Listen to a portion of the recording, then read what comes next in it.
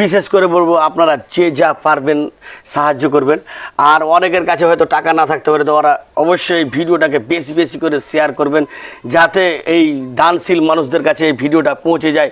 Hello বন্ধুরা, আজকে জোহরপুর চলে এসেছি। দেখতে পাচ্ছেন আমার পাশে কারিমুল হক, এর পাটা ভেঙে গেছে, সে খুব একটা ভারী কাজ করতে পারে না। গ্রামগঞ্জে এখন খুব বিরল মাটির বাড়ি দেখতে পাওয়া যায়, প্রায় সবারই পাকার বাড়ি হয়েছে, কিন্তু এই আর্থিক অনটনের জন্য নিজে কোনো কাজ করতে পারে না। পা একদম ভেঙে গেছে, পায়ে কিনা রড ঢুকানো আছে বর্তমানে।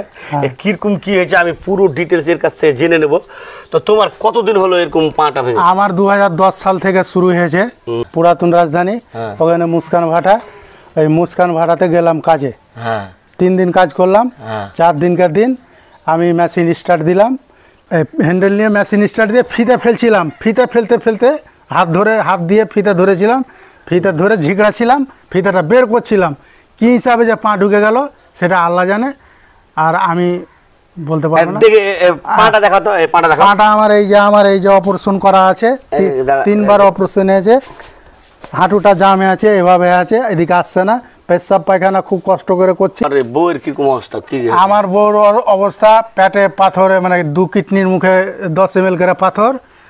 এখন তোমার কাছে ওষুধ কেনার কি টাকা নেই? আমার কাছে কোনো বিসমিল্লাহ পয়সা নাই।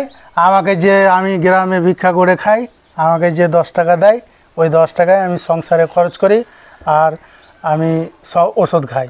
আমি বিশেষ করে বলবো আপনারা যে যা পারবেন সাহায্য করবেন। আর অনেকের কাছে হয়তো টাকা না থাকতে পারে, তো ওরা অবশ্যই ভিডিওটাকে বেশি বেশি করে শেয়ার করবেন, যাতে এই দানশীল মানুষদের কাছে এই ভিডিওটা পৌঁছে যায়।